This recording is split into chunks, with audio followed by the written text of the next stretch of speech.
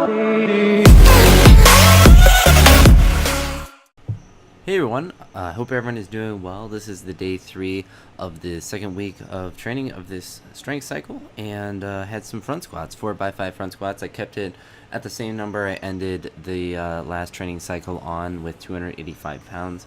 It's supposed to be 75%, so you can extrapolate that information, whatever that may give me, but I was able to do all of the sets, albeit they were very difficult to do because my quads and stuff were still actually sore from Monday, which is a very nice side effect from doing back squats. I was not expecting them to be as sore as they were, but definitely was feeling it. So the sets you're seeing here are just some of my warm-up sets.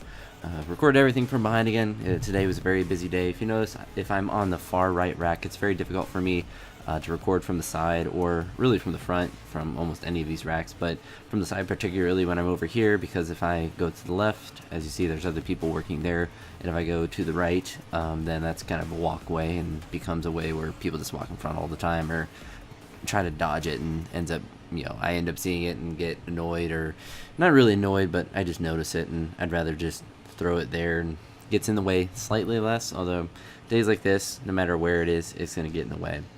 But you notice that these are moving decently well, but I am starting to get stuck at the top. So I think there will be a point during this training cycle where I will kind of get stuck on where I can progress with the front squats. I'm going to continue trying to add the 5 pounds each week to see if I can continue to progress up for as long as I can. Obviously, it would be nice to get closer to 300 pounds before I get stuck, but that may or may not happen. I'll be very curious to see. It would take about this whole training cycle, if I'm progressing by 5 pounds, to get close to that mark. So I don't think I'll get there, at least with this 5 weeks, but hopefully I'm able to get pretty close, and I'm at the very least able to hit the same weights but move them a bit faster. It is a very nice starting point for me to start at this 285 compared to the 260 that I started at the beginning of last cycle. Will be different as well, since I have the back squats on Monday, to see how my front squats respond to that. I think they responded very well to the 2 days a week. The only part of my body that really didn't respond well to that were my wrists and kind of like arms, holding it in that position. Doing all the set work that I did previously was, I think, detrimental to me maintaining that. My wrist is to be as healthy as possible. Thankfully, it didn't really limit me in much of anything, but I think if I would have done another cycle of 2 days of front squats of lots of, a 5x5 and a 4x5, then I could have developed something that's more chronic. But thankfully, they felt really good on this day, besides when I started to get into the later sets, where if you notice, if I slow down in that mid portion, it pretty much means I'm pitching forward and it becomes more difficult. And really on that last set, it's hard to see from that angle, but it started to slip down my shirt, I believe, slightly. So that made that set a little bit more difficult. I was mixing it up today with these deficit pulls, or deficit snatch grip pulls, and probably will do these from the flat ground next week. I don't know if I will continue with the deficits. I may just mix them in at different times, but my goal with these is to do the same thing I mentioned in the previous video about cleans, and that is to pull the bar above my belly button. I ended the last cycle at around 240 pounds. I was doing them from the ground, so I dropped down a little bit because these are deficits.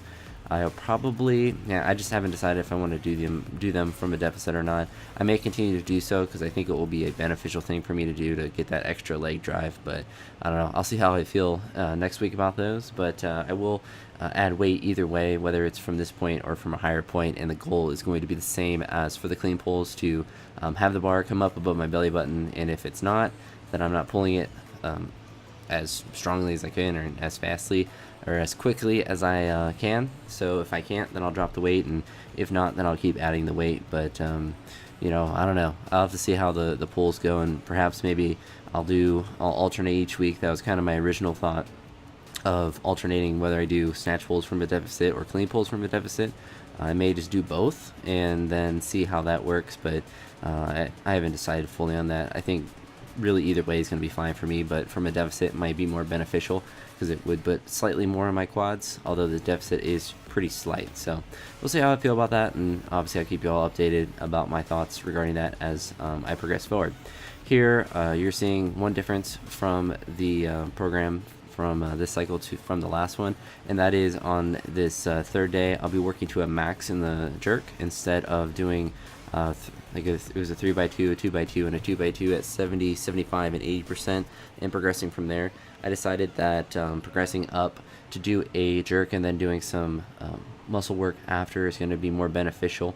At least I think it could be. So that's kind of my theory for this cycle of training. You see there, I tried 280. I was able to get that. Wasn't the best lockout, but I think it would have counted in the competition. Here, kind of failed that one, just wasn't strong enough. Legs were absolutely fried, and I decided to try it one more time, and this is where I had an interesting fail. So you see, as I started to squat down, that's actually, as I think, a sign of progress for me in my jerks. I think that's from the mobility work that I did on Monday allowed me to catch that in a position where my arms were locked out and I was squatting down, and my legs actually failed instead of my arms not being locked out. So hopefully that's a trend that continues when I'm doing the jerks, where I'm able to catch it lower and then power the weight up and not get crushed like that. But if I do fail, then I'd rather my fails kind of look like that more so, because then that's a just general strength failure and not just a technique thing, and it will allow me to get under more weight and allow it to be more of a technique thing than just pure strength of throwing it as high as I can. Although it is useful, it will be beneficial to do that. I was going to originally end after jerks to do push presses, but I decided to do overhead presses because that last jerk kind of made my knee hurt and my legs were even more fried after doing those. And I haven't really dedicated much time to overhead pressing. A lot of push presses, a lot of overhead work, but not a lot of just strict overhead presses, or at least relatively strict overhead presses. So I'll be curious to see how much I can progress these through this cycle of training, and I think it'll be something, generally will improve my lifts to get stronger shoulders, and it may just have a benefit with my jerks and as well as with my snatches. But the stronger my shoulders get, the better. Some adjustments that I could potentially make with this in the future is to do some snatch grip pressing behind the neck, and potentially some behind the neck just pressing in general, push presses or snatch grip push presses and whatnot. Savan, you can see there, he had this setup. He was doing some rack pull or rack holds, and I decided to do some of those just for fun since he had those out. Couldn't really do much. It was like 335 pounds, I believe. I don't remember exactly, but didn't hold it long enough to matter. Then I decided to do some pull-ups here. Still, thankfully, have some of my pull-up strength.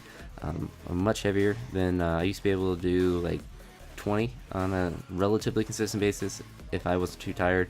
But considering I'm at the end of a workout getting, I think it was 14 or 15 pull-ups, I'm pretty happy with that because I try to stay pretty strict in my form. I would like to be closer to 20, but being heavier just may be more difficult. But with all that being said, I'm going to wrap up this commentary here, and I'll talk to you all in the next one.